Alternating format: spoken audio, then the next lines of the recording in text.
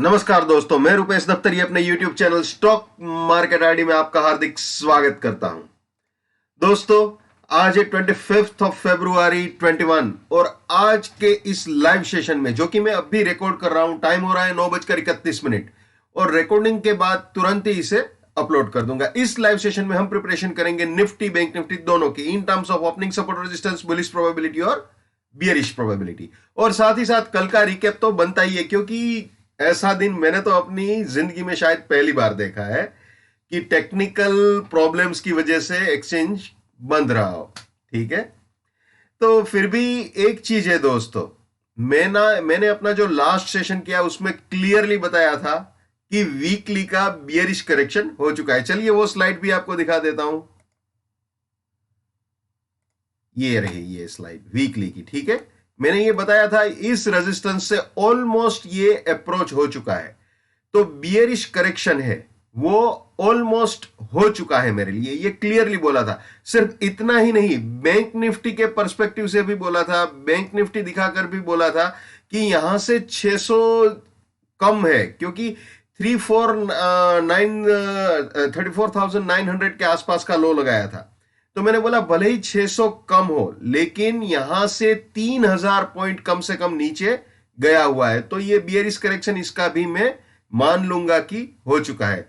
तो दोनों में बियरिश करेक्शन हो चुका है, ये मैंने क्लियरली अपने लास्ट सेशन में बताया हुआ था, जो कि मैंने परसों किया हुआ था। ठीक है, अब ये लास्ट सेशन की बात आप छोड़ दो, सिर्फ कल की ही बात करते हैं, हम जस्ट कल की बात करते हैं। तो इंट्राडे पॉइंट ऑफ व्यू से निफ्टी का अगर रिकेप भी आप देखो ना, तो निफ्टी ने क्लियरली ये रेजिस्टेंस उड़ा दिया था। ये मैं बात कर रहा हूं मार्केट में जो प्रॉब्लम आया 1140 वाला, उससे पहले क्लियरली बता दिया था निफ्टी ने कि वो रेजिस्टेंस उड़ा चुका है विथ प्राइस फिल्टर और टाइम फिल्टर। तो ऐसी कोई भी बात नहीं थी कि यहां पे बियरिशनेस का कोई चांस था। जितने भी स्टॉक मार्केट आईडी के सब्सक्राइबर या व्यूअर्स है, वो सब ये चीज क्रिस्टल क्लियर जानते थे कि मार्केट ने रेजिस्टेंस उड़ाया हुआ है और ऑलरेडी वीकली का बियरिश करेक्शन हो चुका है। ये चीज जितने भी स्टॉक मार्केट आईडी के व्यूअर्स या सब्सक्राइबर है वो जानते थे। ठीक है, तो यहां पे बियरिशनेस का तो वैसे भी कोई सवाल नहीं उठता था, लेकिन जो बुलिशनेस दिखाई है वो बियॉन्ड लिमिट दिखाई है। यानी कि मैं ऑनेस्टली बताऊंगा, मैंने भी ये कतई नहीं सोचा था कि 15,000 को टच कर जाएगा आखिरी एक घंटे में। ये आखिरी एक घंटे से मेरा तात्पर्य है 4 बजे से 5 बजे तक। वैसे आखिरी घंटा 2:30 बजे से 3:30 होता है, लेकिन जानते हो कल का जो लोचा हुआ था। तो एनीवे, जो भी है सारे के सारे बुलिश टारगेट्स अचीव। और इस 785 का इंपॉर्टेंस इसलिए है दोस्तों कि मार्केट ने इसे उड़ा के अपनी बुलिशनेस क्रिस्टल क्लियर वे में जाहिर कर दी थी।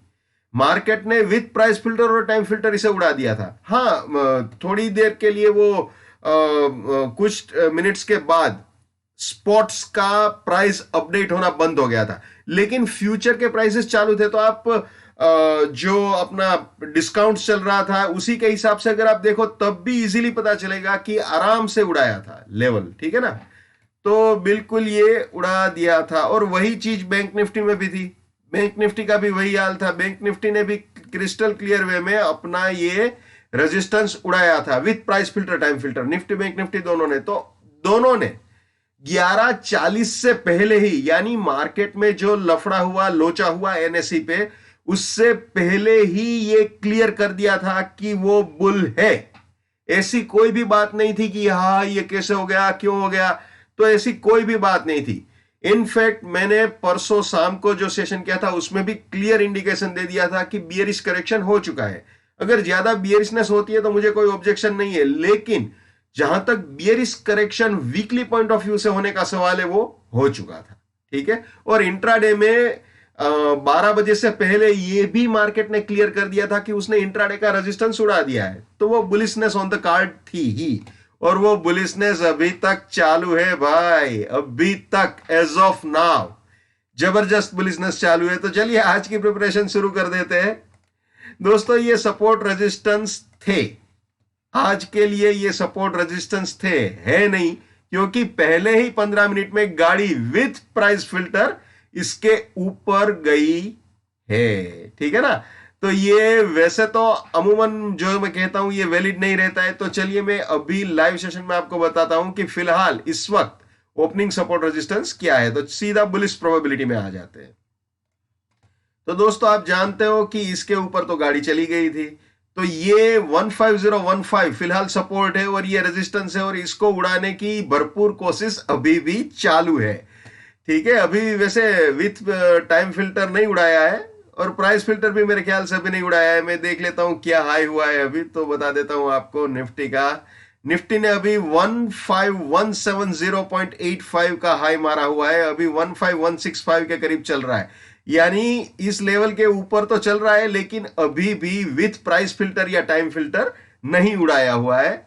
तो प्राइस फिल्टर टाइम फिल्टर दोनों बहुत ही इंपॉर्टेंट है। आप जानते हो जो नए मेहमान है जिनको ये प्राइस फिल्टर टाइम फिल्टर वगैरह नहीं मालूम, वो मेरे TFPF नाम के प्लेलिस्ट में जाके देख सकते हैं। बहुत सिंपल है, बहुत आसान है। अब दोस्तों मैं दोनों तरफ की प्रोबेबिलिटी आपको समझा देता हूं, तैयार दोनों हिसाब से रहना है। अगर इसके ऊपर जाता है विथ प्राइस फिल्टर और टाइम फिल्टर तो 91 सपोर्ट, 267 सेकंड बुलिश टारगेट, इसके भी ऊपर गया तो 158 सपोर्ट और 345 फाइनल बुलिश टारगेट हो सकता है आज इंट्राडे पॉइंट ऑफ व्यू से। यानी ये तीनों बाइंग के एंट्री या री एंट्री पॉइंट हो सकते हैं और ये तीनों बुलिश पोजीशंस के लिए प्रॉफिट बुकिंग या पार्शियल प्रॉफिट बुकिंग पॉइंट्स हो सकते हैं। और रास्ते में कहीं पे भी सपोर्ट टूटे तो वहां पे अपनी बुलिशनेस को टाटा बाय बाय बोल देना चाहिए। ये हमेशा याद रखना है भैया, my bullishness lives till my support lives, my support finish, my bullishness finish, my bearishness lives till my resistance lives, my resistance finish, my bearishness finish.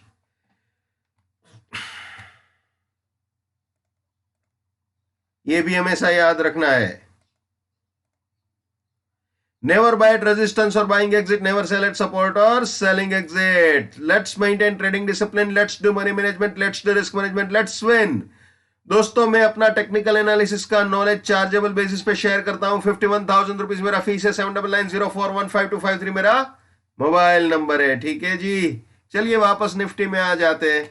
अब दोस्तों ये बुलिशनेस वाली सारी प्रोबेबिलिटी तो हमने देख ली। अब मान लीजिए उल्टी गंगा बह गई, मार्केट ने ये सपोर्ट तोड़ दिया, 15015 तोड़ दिया फॉर एग्जाम्पल, तो उस कंडीशन में गाड़ी एक बियरिश करेक्शन करने के लिए इंट्राडे पॉइंट ऑफ व्यू से नीचे जा सकती है। यानी कि अगर 15015 तोड़ता है मार्केट विथ प्राइस फिल्टर और टाइम फिल्टर तो सीधा ये बियरिश टारगेट मिल सकता है, ठीक है। लेकिन एक चीज का ख्याल रखना भैया, अगर अब सपोर्ट टूटे तो सेलिंग के लिए जो रेजिस्टेंस मिलेगा यानी सेलिंग का जो स्टॉप लॉस होगा वो दिन का हाई हो जाएगा, ठीक है, या फिर दिन के हाई के ऊपर वाला जो लेवल होता है वो, जो भी आप ठीक समझो।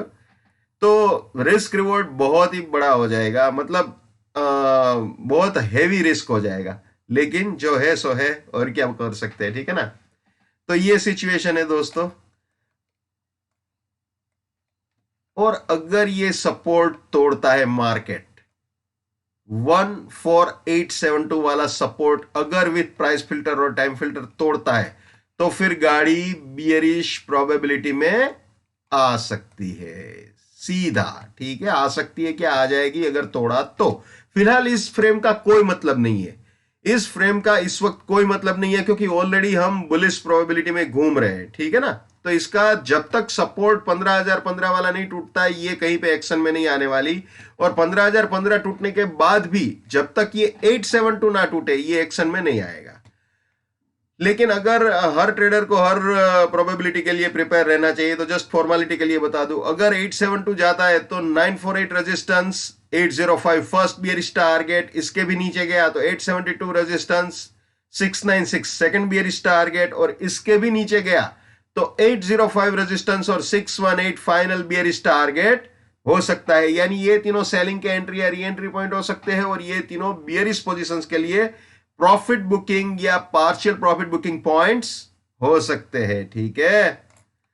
तो ये हो गया निफ्टी। अब दिखा देते हैं आपको बैंक निफ्टी। बैंक निफ्टी की कहानी भी बिल्कुल वैसी ही है जैसे निफ्टी की है। इसमें ये सपोर्ट और रेजिस्टेंस थे, जी हाँ, लेकिन पहले ही 15 मिनट में गाड़ी ऊपर चली गई थी। दोस्तों जो मैं आज सिस्टम आपको मतलब स्टाइल दिखा रहा हूं वो हर बार वैसे ही हो ऐसा जरूरी नहीं है।